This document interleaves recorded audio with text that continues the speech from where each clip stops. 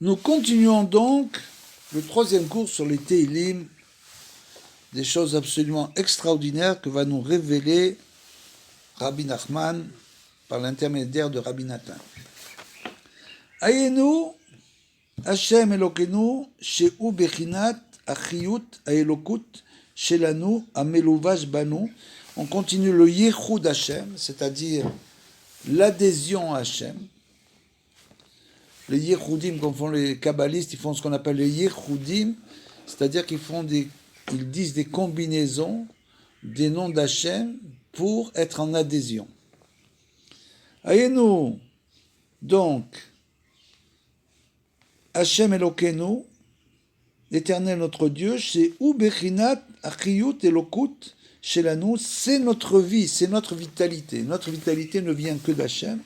Ameluvash Banu, qui est habillé en nous, puisque bien sûr, c'est à nous de le dévoiler. Quand on dit habillé, ça veut dire caché en nous. On doit donc dévoiler, faire un travail pour dévoiler Hachem. Banu bechol echad bechad, dans chacun d'entre nous, bechol makom shehu, quel que soit où l'endroit où l'homme se trouve. Quel que soit où l'homme se trouve dans le monde, bien que, on va le voir plus loin, Rabbi Nachman nous explique que l'endroit de la tefila, des Nissim, etc., c'est Eretz Israël, bien sûr, c'est plus facile, mais quel que soit où l'homme se trouve dans le monde, il peut dévoiler Hachem. Ve Hachem be'atzmo kivyachol echad, c'est-à-dire que quand on dit que Dieu est un, bien sûr, c'est kivyachol, c'est comme le dit le Chovot Alevavot, les devoirs du cœur, c'est pas du tout le fait qu'il n'est pas deux. Dieu préserve. C'est pas un et pas deux. C'est simplement qu'il arrive à l'eyachet, c'est-à-dire qu'il arrive à rassembler, à unifier toute l'existence. C'est ça Hashem Echad. C'est l'unification de l'existence. Si déjà on pouvait voir dans notre vie personnelle, ce serait déjà un très très grand niveau, d'arriver à voir que Hachem unifie totalement notre vie personnelle. Depuis la naissance jusqu'à la mort, on subit une unification, c'est-à-dire que toutes les halakim, toutes les parties de notre vie vont se relier petit à petit pour qu'on voit de nos yeux comment Hachem unifie notre existence et nous fait vivre. Ki hakol echad betachlit ardut. Parce que bien sûr, on vient de le dire, l'unification, tout est unifié, et c'est ça la hardoute. La hardoute, c'est l'unification de tous les vivants, la vie du monde. C'est-à-dire le tsoméar, c'est-à-dire d'abord le domem, c'est-à-dire ce qu'on appelle le monde minéral, qui est vivant aussi, le monde végétal, animal et humain. Comment Hachem arrive à unifier totalement tous les mondes? וזה עיקר שלמות האמונה לחבר ולייחד חלקי הנשמה, רוח, נפש, רוח, נשמה. Et c'est ça justement l'essentiel de la émouna parfaite, c'est le fait de pouvoir unifier totalement tous les niveaux, au niveau individuel et collectif, de l'âme du monde, de notre âme, c'est-à-dire du nefesh, du roi et de la neshama. Le nefesh, c'est notre vie animale. Le roi, c'est ce qu'on appelle l'être parlant. Le fait que nous parlons, nous avons un roi qui nous permet de parler. Même les nations ont un roi. Mais par contre, la neshama, c'est la partie divine que le juif reçoit. Son âme divine. Shelo, Shem chelek chelke mema'al. Et donc, la Neshama, quand on l'a dit, toutes ces parties-là sont des parties qui nous sont données d'en haut, bien sûr. Les Chavram ou les Yardam Imo, pour justement nous unifier à Hachem. Idbarar, et Bechina, comme c'est écrit dans les Télim, ou Asanu velo anachnu. C'est lui qui nous a créés, c'est pas nous qui nous sommes créés. Donc, dès l'instant où l'homme comprend qu'il est une créature, tant qu'il s'imagine dominer le monde, dominer sa maison, dominer sa famille, dominer son travail, dominer sa parnassa, tant que l'homme s'imagine qu'il domine quoi que ce soit dans ce monde, il n'est pas une créature. Il s'imagine lui-même être le créateur. Dieu préserve. Dès l'instant où l'on comprend vraiment qu'il est une créature, alors il comprend qu'il a été créé, qu'il y a un créateur. Qui akol echad betachlit ardou, parce que tout ce dont on parlait bien sûr représente l'unification. Le but final, c'est l'unification du monde entier. Rak she'Hashem itbarach kivyachol mastir atzmo meitanu kede shenitorer batzmenu. Seulement la seule chose, comme on l'a dit, que Hachem, il s'habille en nous, mais il est caché. Pourquoi il se cache? Il se cache pour qu'on le recherche, pour qu'on se réveille. Donc, c'est ça qu'on appelle les épreuves. Les épreuves, c'est justement le voilement de la face divine. Comme c'est connu, Aster, Esther Panim, comme il y a eu à Purim, il y a eu un voilement divin, et tout de suite, Aman est venu. Et donc, c'est ce qui se passe, ce qu'on appelle les épreuves. Et donc, il faut essayer de dévoiler autant qu'on peut Hachem Yitbarach. Comment dévoiler Hachem Yitbarach? Tout simplement en priant beaucoup, comme on va le voir, les des doutes, en faisant des télim, étudiant la Torah, en faisant du chesed, en aidant les autres, en étant quelqu'un de droit, d'honnête, ne pas mentir, ne pas voler, ne pas tricher. Tout ça, c'est ce qui nous permet de dévoiler Hachem Yitbarach dans ce monde. Bien sûr, en venant vivre en Eretz Israël, la terre de la sainteté, vouloir se rapprocher d'Hachem sans arrêt. Chacun selon ses moyens, bien sûr. Donc il faut essayer sans arrêt de se rapprocher, de dévoiler Hachem, qui est caché.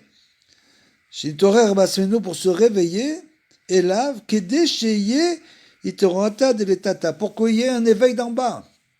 Tant qu'il n'y a pas l'éveil d'en bas, il ne peut pas y avoir d'éveil d'en haut. Comme on l'a expliqué, seulement dans les Teilim. Le Teilim, c'est le seul endroit où on provoque non seulement un réveil d'en bas, mais en plus d'en haut. Chez Ikar Abriya, Aïta Ragbi Jélisé, parce que toute la création, c'est uniquement pour que nous cherchions et nous rapprochions d'Hachem. C'est pour ça qu'on est venu dans ce monde. Kedesheye Itaruta de l'Etata, pour qu'il y ait un éveil d'en bas, Kedeshelo, ce qu'on appelle le Baal Tshuva. Il était loin, il était très loin de tout. Sa vie n'avait pas vraiment de sens. Dès le moment où il a compris que sa vie n'avait pas vraiment de sens sans être relié à Hachem, alors il a commencé à chercher, il a commencé à enlever ses vêtements, c'est marqué dans les l'Haftarot, les vêtements souillés. Il a commencé à se rapprocher, se sanctifier pour se rapprocher d'Hachem. Et donc, Kedeshelo Tachel Aneshama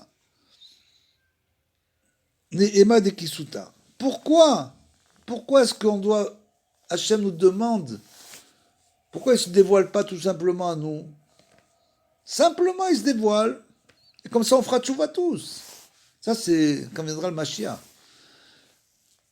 Pour l'instant, nous avons un grand travail à faire, c'est pour ne pas que nous mangions le pain de la honte. C'est quoi le pain de la honte? Le pain de la honte, c'est le cadeau gratuit. C'est, comme c'est écrit, sonné matanot echie, celui qui déteste les cadeaux vivra. Il ne faut rien recevoir d'autrui.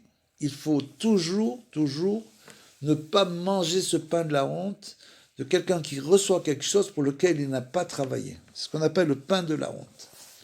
Donc, il faut que nous réveillons, que nous travaillions dans ce sens pour ne pas recevoir le pain de la honte. Et c'est pour ça que ce n'est pas évident, bien sûr, de se rapprocher d'Hachem, parce que sans arrêt, on doit monter des niveaux sans recevoir de cadeaux gratuits. Malgré tout, il nous envoie des cadeaux gratuits sans arrêt. Si l'homme savait tout ce qu'il a reçu dans sa vie et qu'il n'a même pas compris qu'il a reçu tout ça, on n'a même pas compris ça. Si on avait compris ça, on serait en train de louanger le Créateur du matin au soir. Mais comme on n'a pas compris, alors on s'imagine toujours qu'il nous doit encore quelque chose et qu'on n'a pas suffisamment, il nous manque toujours quelque chose.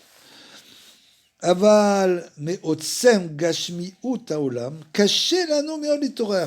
Mais du fait de la matérialité de ce monde, Bien sûr, c'est très difficile de se réveiller, c'est très très difficile. Parce que notre corps nous tire toujours vers le bas et notre neshama veut nous tirer vers le haut.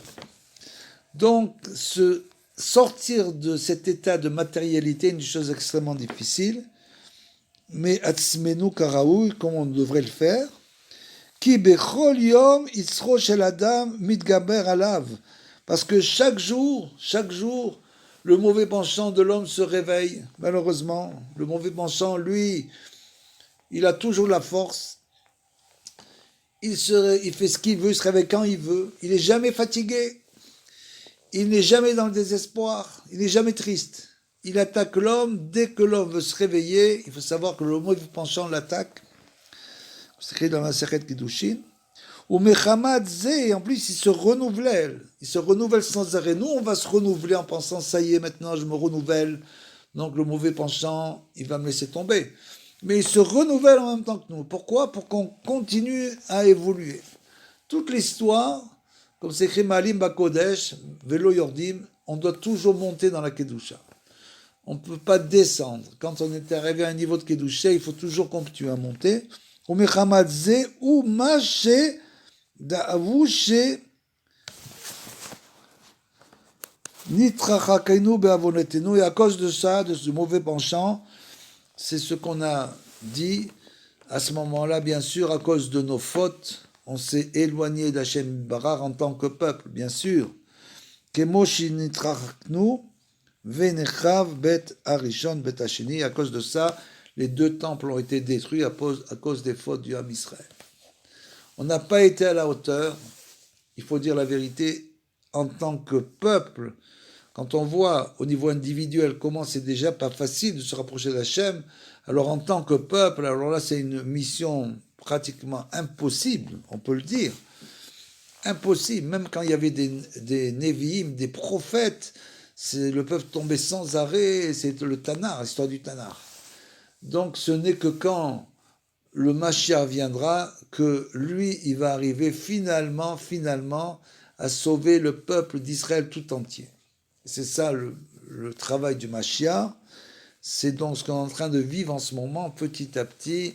Les gens font tchouva les uns après les autres, grâce à la Torah de Rabbeinu, bien sûr. C'est la seule Torah qui peut, dans notre génération, nous aider à faire tchouva. Il faut bien comprendre, pour celui qui était très loin, très éloigné, qui ne connaissait rien, la Torah de Rabbeinu, c'est la Torah pour faire tchouva. Donc, petit à petit, on est en train de reconstruire le temple. C'est ce qu'on fait. Shachanti betocham, comme il est écrit, et je résiderai en vous. Yasuli Migdash, vous me ferez un temple et je résiderai en vous. Ça veut dire que le fait qu'on fait tchouva, on reconstruit le temple. Des gens qui demandent que le temple se reconstruit. C'est une boutade, on pourrait dire. Le temple, c'est nous-mêmes. C'est nous qui reconstruisons le temple.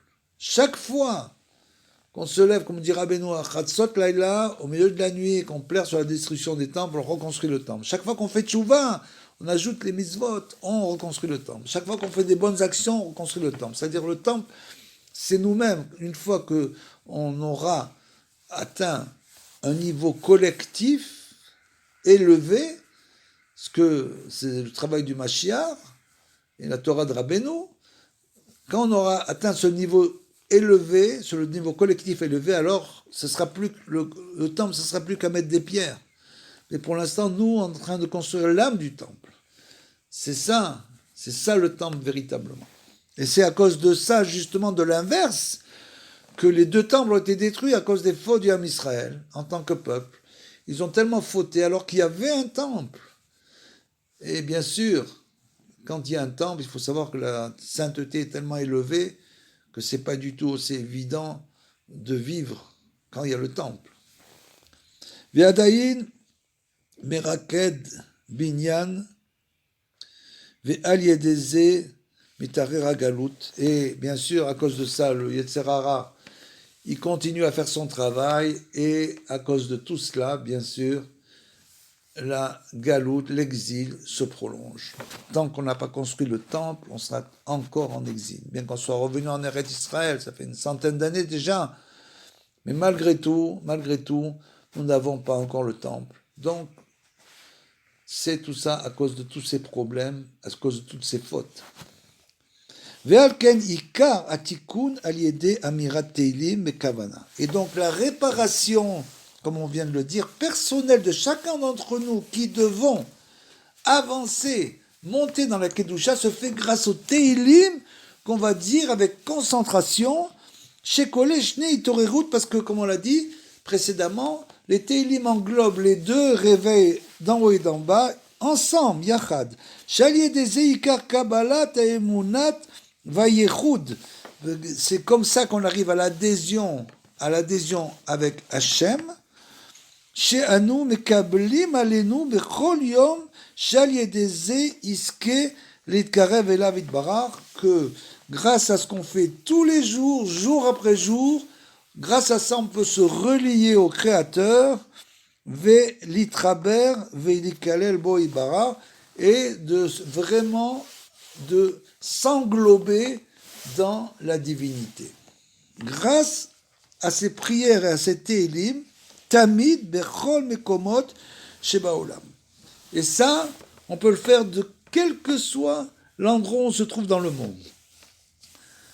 Quel que soit l'endroit où on se trouve, on peut se relier au Créateur, on peut revenir vers Hachem, faire tchouva et tout ça grâce au Tehilim, Hacheniske le Geoula Shlema, jusqu'à ce qu'on méritera finalement la délivrance, la grande délivrance, Allié des Mashiach Tzidkenu, grâce à notre Mashiach, qui viendra nous délivrer. Il nous aidera véritablement à annuler le Tserara, chez Iske, les Asig ou les Galotes, Shara Hamishim, grâce au Mashiach, donc, qui va venir et atteindre ce niveau extrêmement élevé de la 50e porte de Teshuvah, chez Aliédézé, à Koyelchou Bedererze. Et grâce à ça, ce qui va nous dévoiler le Mashiach, c'est bien sûr à partir de la Torah de Rabbeinu, à Koyelchou, tout le monde entier ira dans ce chemin. Comme le dit Rabbeinu, si j'avais dévoilé une de mes Torotes, une seule, avec le Nigun qui va avec elle, j'aurais pu annuler le monde entier. C'est des choses qu'on ne comprend pas du tout. On se demande quel Nigun. C'est ce que nous dit Rabbeinu. Zela Asok Be'amirat Teilim, tout ça en disant beaucoup de Teilim, Veit Bodedut, en parlant, conversant sans arrêt avec le Créateur, Arbe, Cheniske Letaken Akol, Bechazdo Agadol, jusqu'à ce qu'on puisse réparer tout, grâce bien sûr à la miséricorde divine, qui sans arrêt, Hachem nous donne sa miséricorde, parce que si on était jugé selon nos actions, bien sûr que la Géoula ne viendrait jamais, mais Hachem a de la pitié après tout cet exil très très très long. Bezrat Hachem, nous serons délivrés. Les Rachamim, avec miséricorde.